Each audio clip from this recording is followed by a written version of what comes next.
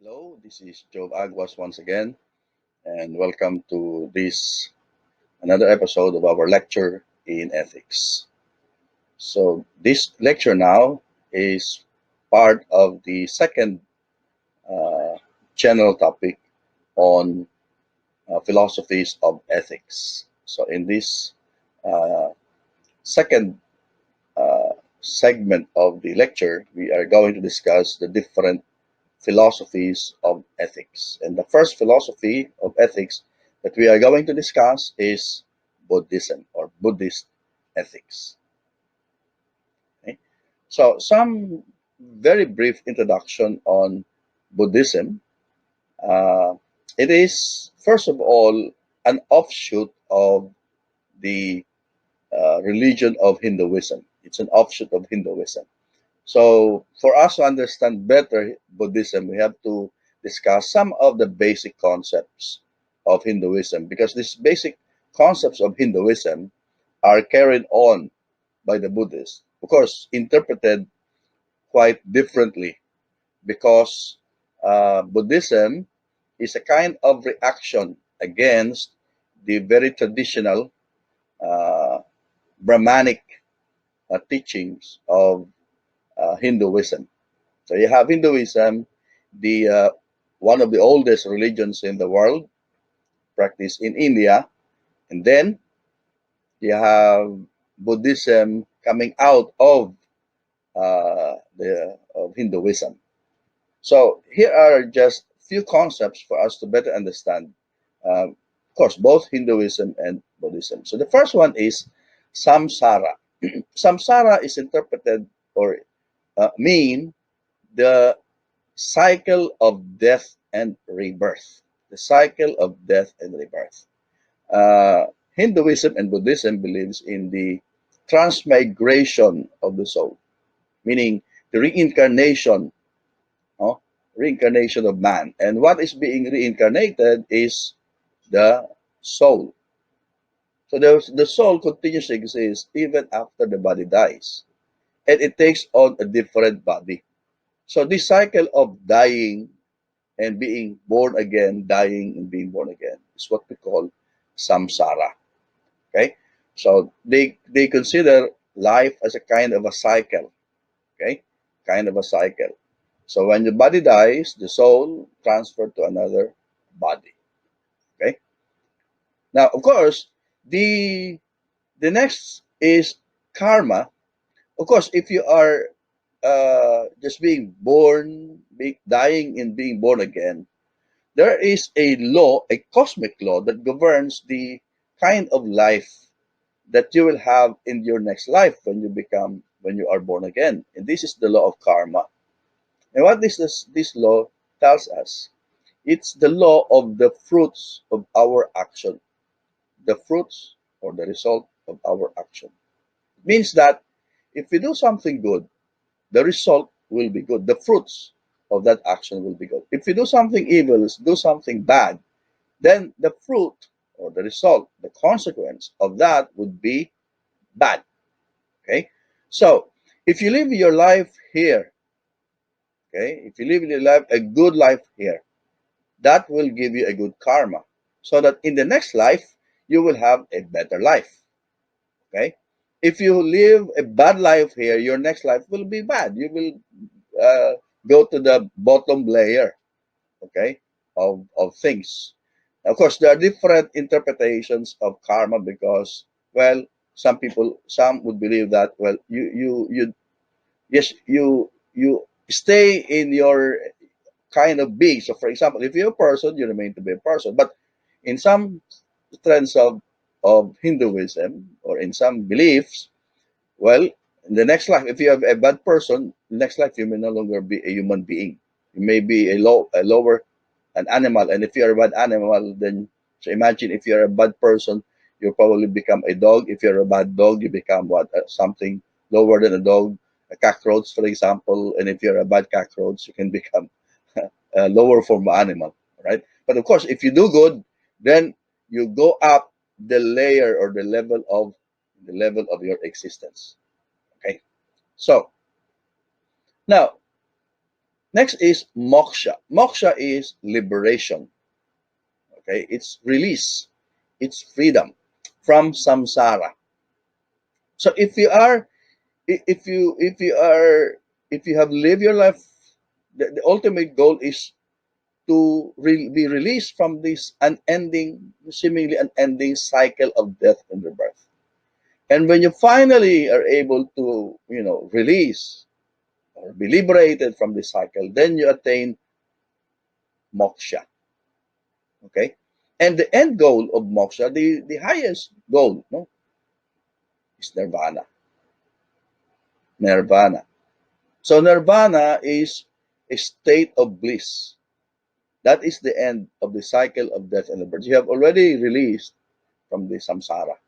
And according to some beliefs, it may take 7 lifetimes before you can actually reach nirvana. In Buddhism, about you can have 7 lifetimes, no, of of dying and being born again, and purifying yourself until you reach nirvana.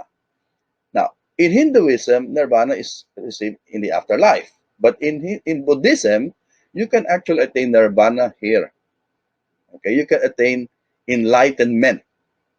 Okay, because for Hinduism or for Buddhism, sorry, the end goal is to be enlightened. Okay, in Hinduism, when you reach nirvana, you become one with the Brahman. Brahman is the all-encompassing reality. Now, everything is Brahman, but sometimes we don't realize that we are part of the Brahman. We want to distinguish ourselves from reality. So we cling to the physical, to the physical world, and we are not. So when we cling in the physical world, worldly attachment, we are never released from samsara because we always cling to this world. But we become if we become enlightened, then we abandon the world, and then we reach nirvana. Okay, we should not cling to the world. But in Buddhism, we can stop, or we can cut off our relationship, our connection with the world here, and we can attain nirvana here. But of course, there are those enlightened, awakened, and you call the enlightened the Buddha. So Buddha means enlightened or awakened. You can attain Buddhahood here. And one of the Buddha is the founder of Buddhism. So there can be in Buddhism, especially in Theravada Buddhism, Siddhartha Gautama, the founder of Buddhism, is just one of the one who formed the order. Okay, and he actually stayed here instead of going straight to Nirvana. He stayed here in order to teach people the teachings or the Dhamma of Buddhism. So the Buddha stayed here in order to teach, and the result of his teaching is the Buddhist teaching. Okay, all right. So let's go now to Buddhism itself, the ethics of Buddhism. So I will not be discussing. Well, I will still discuss Buddhism in general, but our particular focus is on the ethics of Buddhism. Okay, so ethics has been at the heart of the Buddhist teaching. Okay, the Buddhist teaching, the Buddhist Dharma. The Dharma is the doctrine, the teaching, okay, or Dhamma or Dharma. The Buddhist path aims at liberating oneself and others from suffering. So you see, liberating oneself and others. So the focus of Buddhism is not just to liberate oneself, but to help others liberate, okay, be liberated from samsara and attain moksha. Okay, moksha is release, liberation, and attain nirvana. Okay, so suffering is caused by egocentric attachment, egocentric aversion, and ignorance, which are themselves based on misunderstanding or ignorance of phenomena, especially the self as being substantial. Oh, there's so many things here. So the first one is egocentric, meaning it's your self attachment to the world. Okay, just like in Hinduism, right? Attachment to the world, egocentric aversion, hate, and ignorance. So why do we attach ourselves so much to the world? Because we are ignorant that this world is only temporary. We cling so much to this world, okay? We desire. And because of that desire, we cling to the world, and therefore we cannot attain enlightenment. So this ignorance is just a misunderstanding or ignorance of reality. We think that this reality is permanent, we cling to it, but in fact, it is not.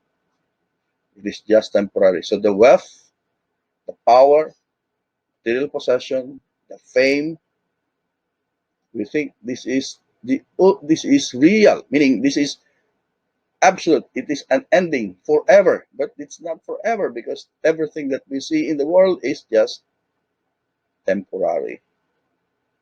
And because we cling so much, then we suffer. Okay?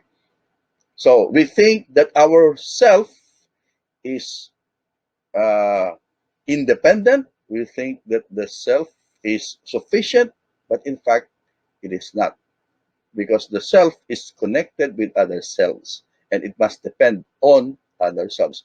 We have to depend on other people. Okay? So, the aim of Buddhism is enlightenment, which would pave the way to nirvana. Okay? So, nirvana would be a perfect state of bliss. But again, in Buddhism, you don't have to wait for the next life because we can attain nirvana, enlightenment, Buddhahood, being enlightened, being Buddha here in this lifetime or in this world. So, Buddhism is an offshoot, of course, as I've already said, an offshoot of Hinduism and offers a different view of reality in how we can attain enlightenment and reach nirvana. So, it proposes certain truths about human life and how we can live a life towards enlightenment or Buddhahood. So, it's not just Siddhartha, the founder of Buddhism, who is a Buddha. Everybody can be a Buddha. Everybody can attain enlightenment. And that is the whole point of Siddhartha, the founder of Buddhism, to help other people attain Buddhahood or enlightenment. So, the Dhamma of the Buddha, meaning the teachings, the doctrines of the Buddha, the truth taught by the Buddha, is revered by the Buddhist as a source of wisdom and guidance. So, as I've said, uh, for Theravada Buddhism, Theravada is a branch of Buddhism because it's like this. So you have the Buddhism in general, and then you have the conservative, the traditional, the Theravada Buddhism, and then there's another one, the Mahayana Buddhism. But they share common, but they have different interpretation, right? So, but the Buddhists they consider the teachings of the Buddha as the truth, as the doctrine. Okay, so that's the source of their wisdom. And as I've said, the Buddha stayed here in order to teach.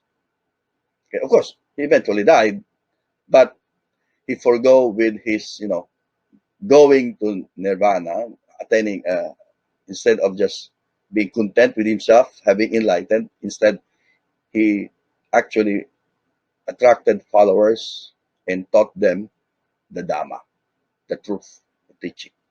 Okay, so the development of Buddhist teachings can be traced to the life of its founder, Siddhartha Gautama Buddha, or Gautama. In some texts, it's Gautama, Gotama. So, Buddha is a title, which means enlightened or awakened. And the real name of the founder of Buddhism is Siddhartha Gautama. Okay, Siddhartha Gautama is a prince. Okay, the prince and his life becomes part of the teaching of Buddhism because the teaching of Buddhism is actually based on the life of Siddhartha Gautama. And by finding the path to enlightenment, Siddhartha Gautama was led from the pain of suffering and rebirth, meaning the samsara, towards the path of enlightenment and became known as the Buddha or the awakened one. So again, to be a Buddha means to be enlightened or to be awakened. And when you become enlightened, that paves the way to nirvana. So Siddhartha, the Buddha, attained nirvana or enlightenment. So this is the life of Siddhartha. He lived a very privileged life. As I've said, he is a prince. Okay? And there was this prophecy about his life. A monk told the king, the father of Siddhartha, that his son, Siddhartha, would either be the king of this world or the king of the spiritual world. Okay?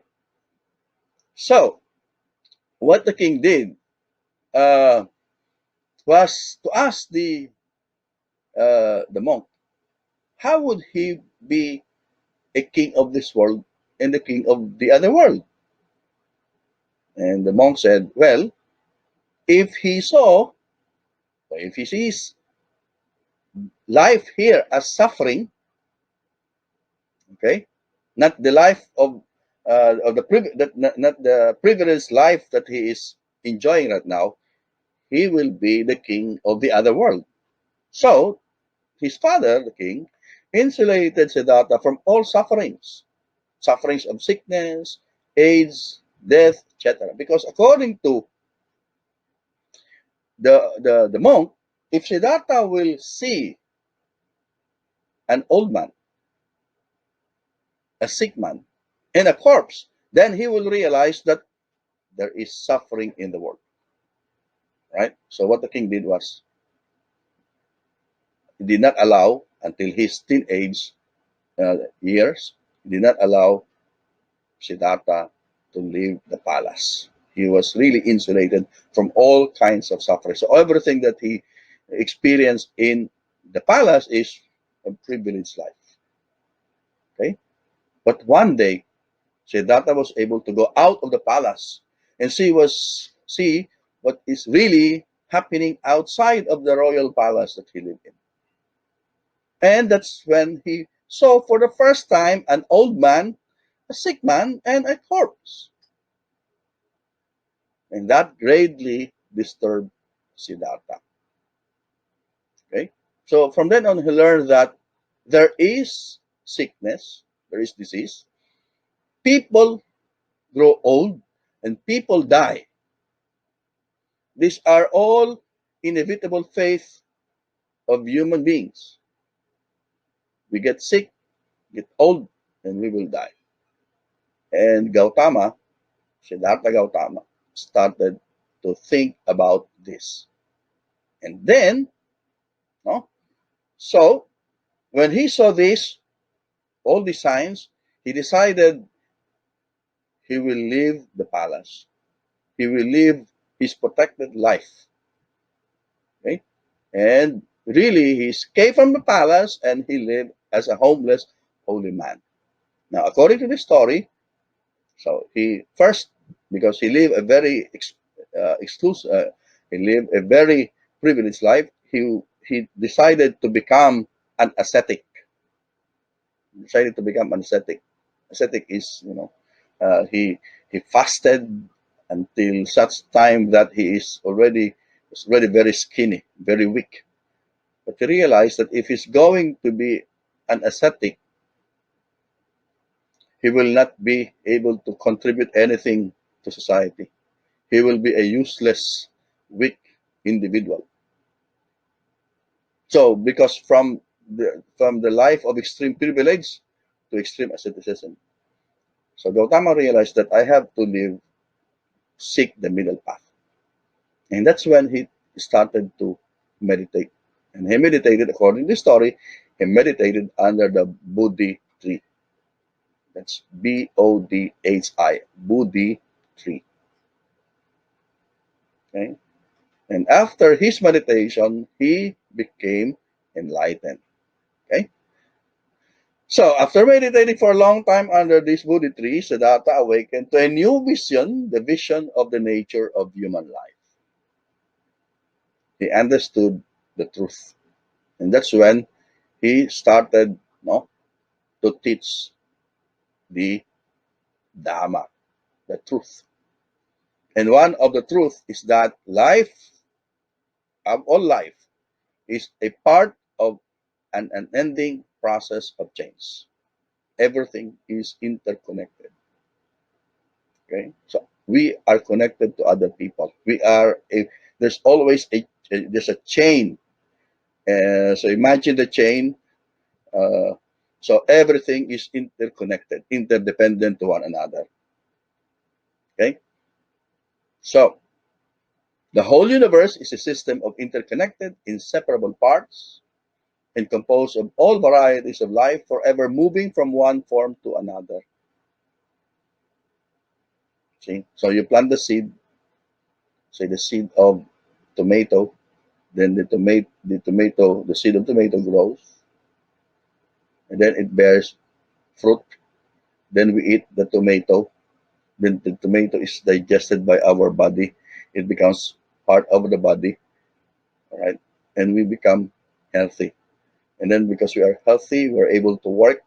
We produce things out of our work. We help other people out of our work, and that causes people, no, and that helps other people to do some other things.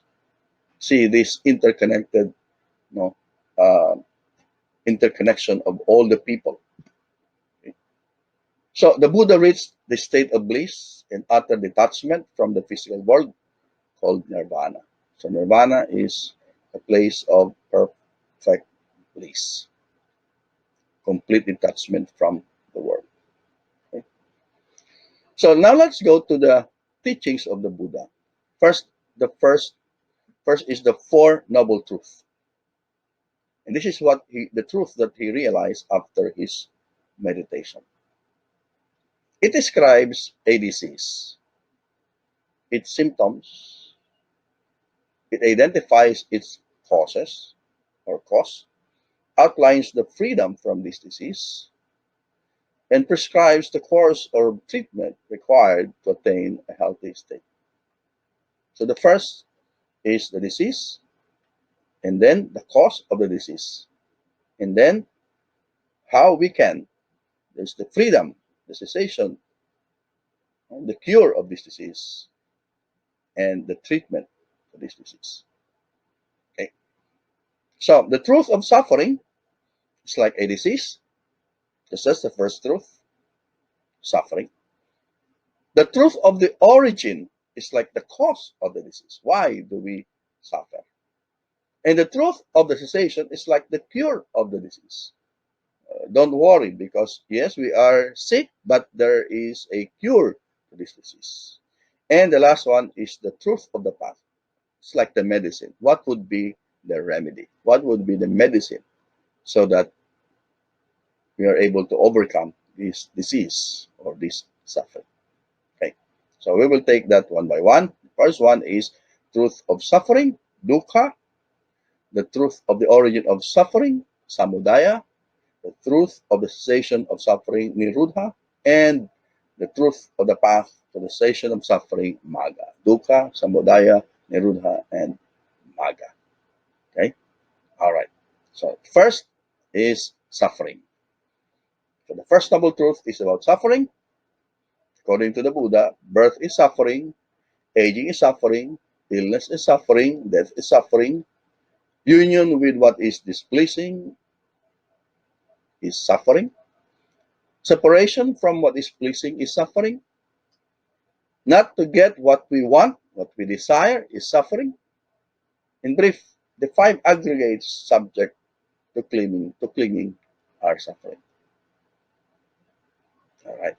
So you realize that life, when we are born, we are already on our way to suffering because we are going to grow old, we are going to get sick, we will be separated from what we desire, like family.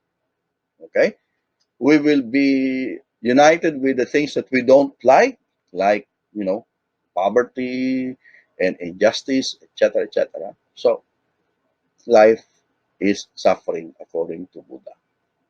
Okay? Suffering comes in many forms, and three of the most obvious suffering corresponds to the three sights that the Buddha saw outside the palace: old age, sickness, and death.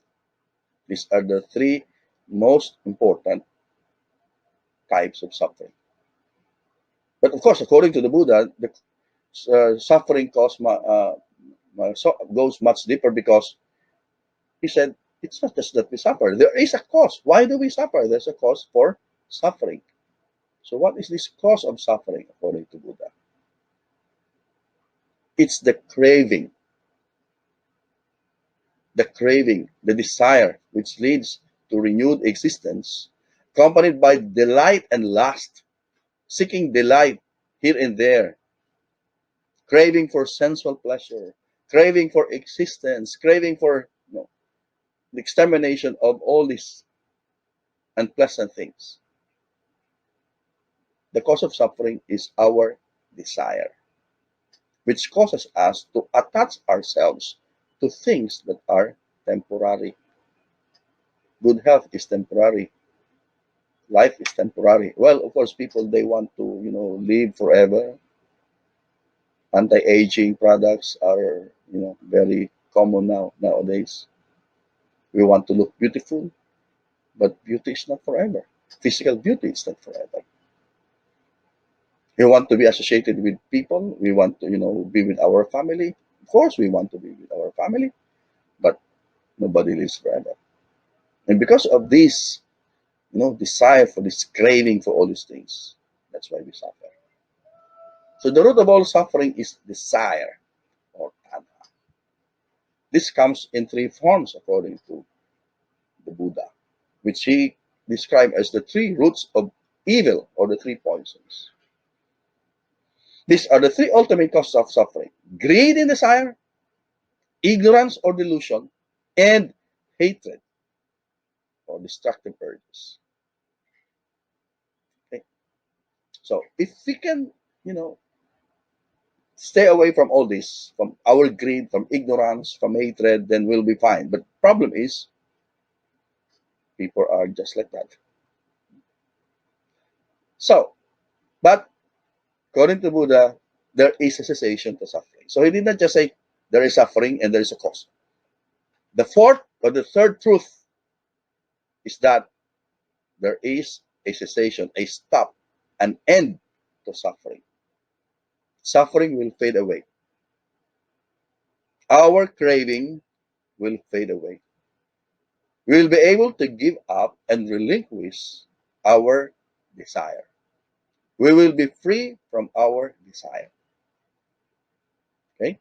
So the third noble truth is the possibility or liberation, the possibility of liberation, the possibility of enlightenment. So in this sense, Buddhism is not a pessimistic philosophy or teaching, because it does not just dwell on the suffering or the cause of suffering.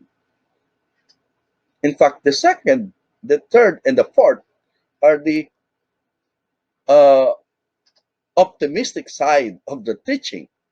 Okay, because it tells us that there is a possibility for liberation, and it does not just say that there is a possibility, there is a way towards liberation. Okay, so a Buddhist aims to know sense conditions clearly as they are, without becoming enchanted or being misled with them. First, yes, you have your sense of, you appreciate these beautiful things in the world, but we should not be enchanted. We should not be misled by them. So the fourth truth is the path or the way to the cessation of suffering. So it's the truth leading to the cessation of suffering. It's the prescription of the Buddha, how we can end, how we can stop suffering, how we can end our desire. So this is a set of principles. It's called the eightfold path, or sometimes it's called the middle way. The middle way. The middle way because, well, remember, first Buddha lived a very privileged, luxurious life in the palace, and then when he went out, he tried to live the life on ascetic, extreme asceticism, poverty, and suffering, etc. So, for Buddha, there should be a middle way. So it avoids the extreme, no, extreme indulgence and severe asceticism. Neither of which the Buddha had found helpful in his search for enlightenment, because, of course, well, that's already the very extreme. And remember our discussion on virtue. Virtue is in the middle, avoiding the extremes. Okay, too much, too little, it's not good. Okay, so what is the Eightfold Path? So these are now the stages that we have to follow. Eight path that we have to follow, but they should not be taken individually or independent from each other, because they try. You have to combine all of them, reinforce it's one of them. Okay, so the first one is right understanding. According to the Buddha, if you have to accept the Dhamma, meaning the teachings of the Buddha, don't accept it or follow it simply because I taught it. Meaning, do not follow the teaching blindly.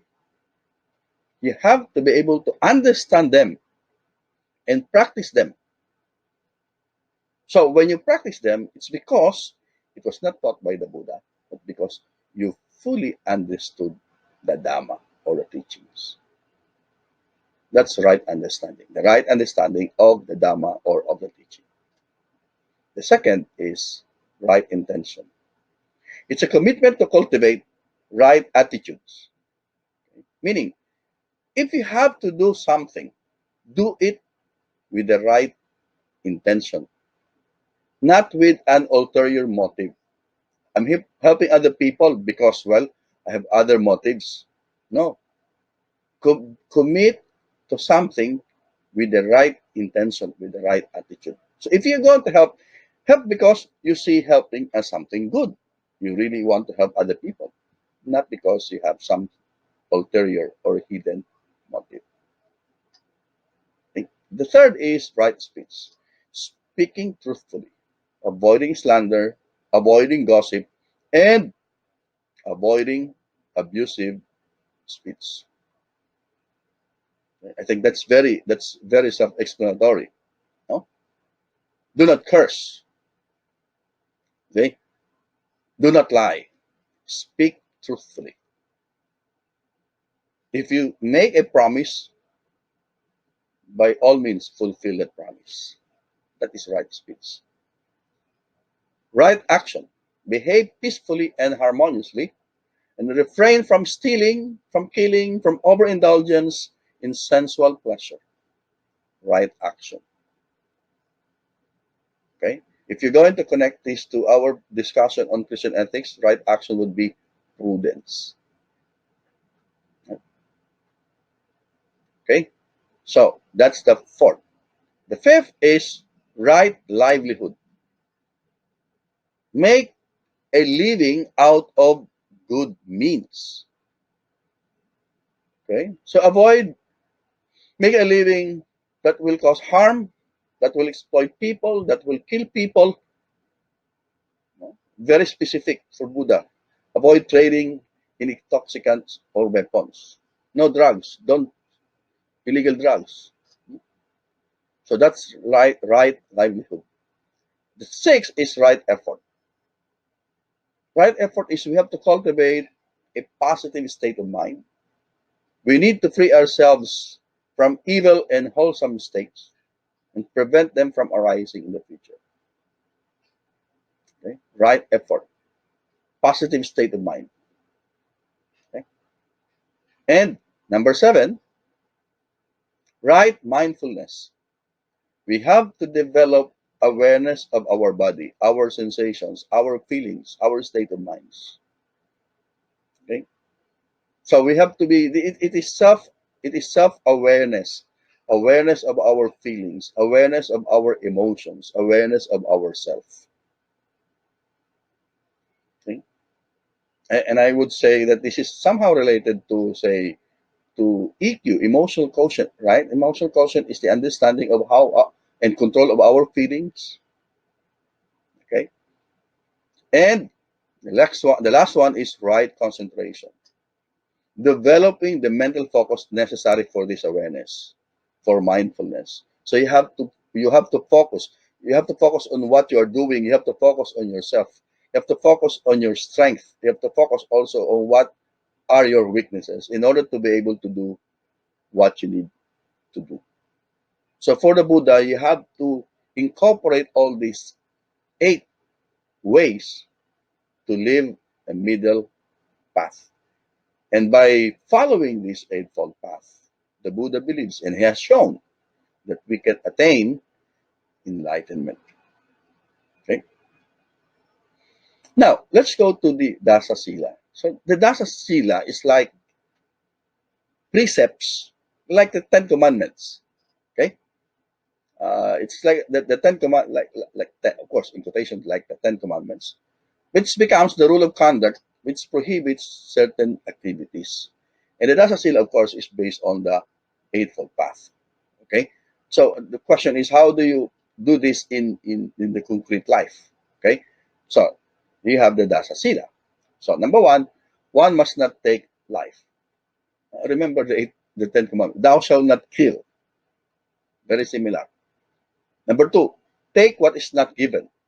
Do not steal. Okay. Number three, commit or do not commit sexual misconduct. Okay, do not commit. So thou shalt not commit adultery.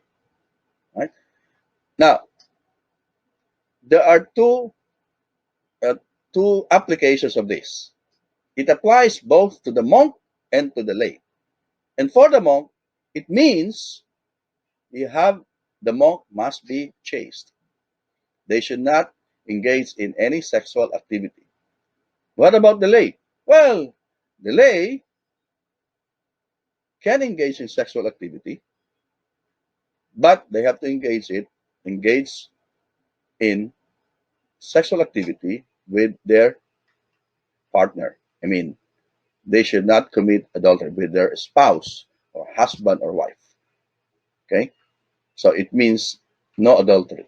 Number four, do not engage in false speech. And number five, do not use intoxicants. So it's pretty similar to the Ten Commandments. Okay? All right. Now, the next six, or the next five from six are this: do not eat after midday.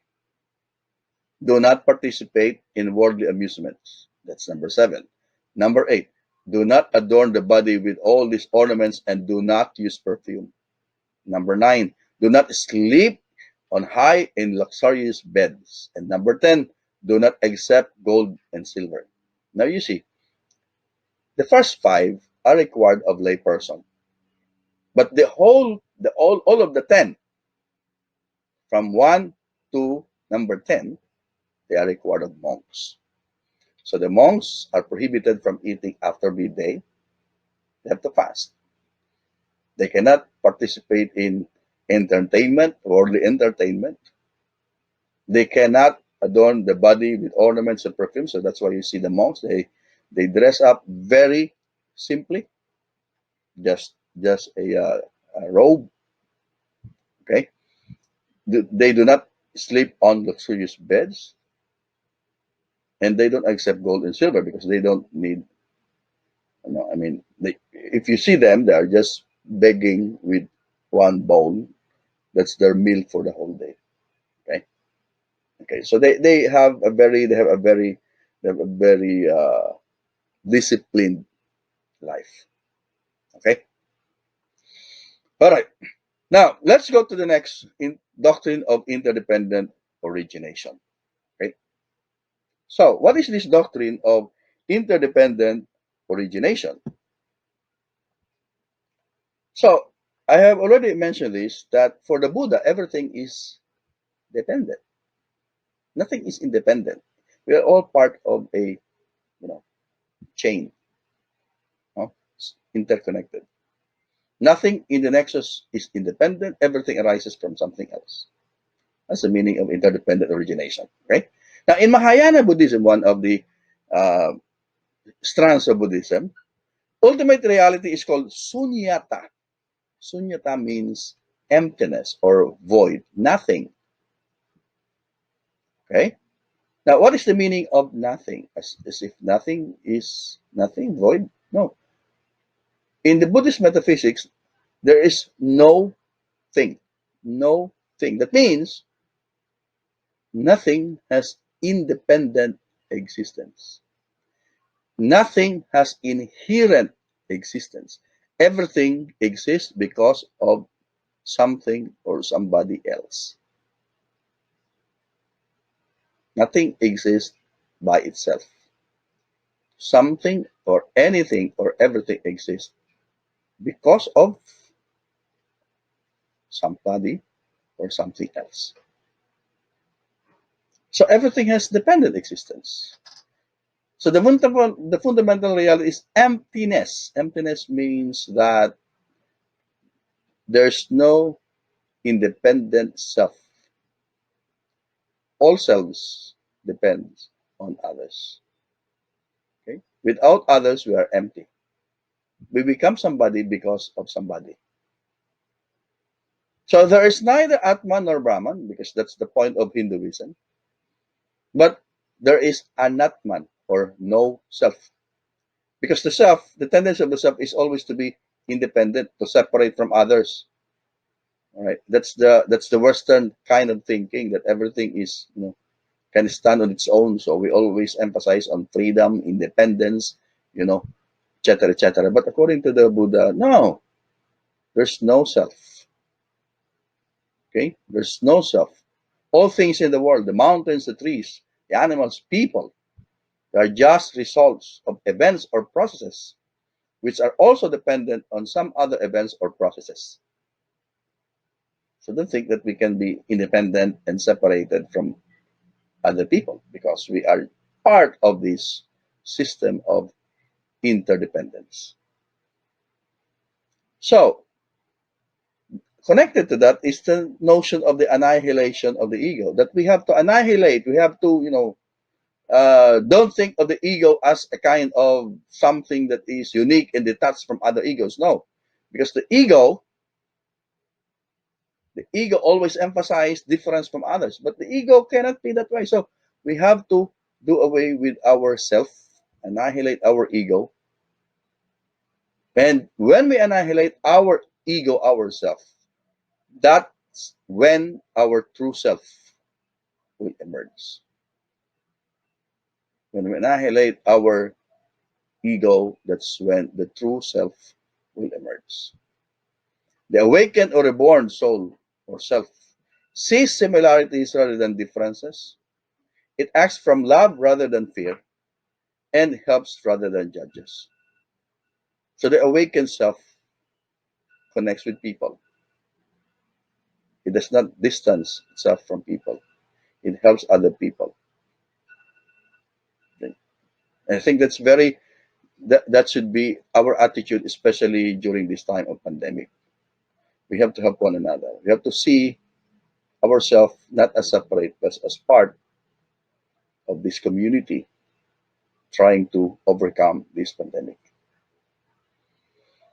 So, the bliss of Nirvana comes from the annihilation of self consciousness or egoness, annihilation of judgmentalism, the annihilation of greed and fear that characterize the ego, the self. So, the Buddha saw that the way to transcend the ego and see interconnectedness of life is through loving kindness. And this loving kindness is compassion. Compassion. So that's the attitude that we should have. Compassion. Again, especially this time of pandemic. So I will leave you with this picture. That's a lotus flower. And a lotus flower usually or commonly leaves, they grow, the lotus plant, it grows in murky water, in dirty water. And in Buddhism, the murky water is like the world. It's not very clean. It's full of distractions. It's full of attractive things that are just temporary. But the lotus can live in the murky water. And look at the lotus. It is clean. It is beautiful. The dirty water just slides off its petals. So the point of Buddhism is we don't have to go out of the world. We can exist in the world, but we can still resist its temptations and live beautifully like a lotus flower. So the lotus is a symbol of purity of the body, of speech and mind, while rooted in the murky water of the world. The lotus flower blossoms on long stalks, as if floating above the murky or the muddy waters of attachment and desire. It is also symbolic of detachment, as drops of water easily slide off its petals. We can be like lotus flowers. So thank you very much for listening to this rather long lecture. I hope you have learned something from this lecture. And again, uh, just stay safe, and um, you can probably reflect on what moral insight, you can learn from the Buddhist teaching. Thank you very much.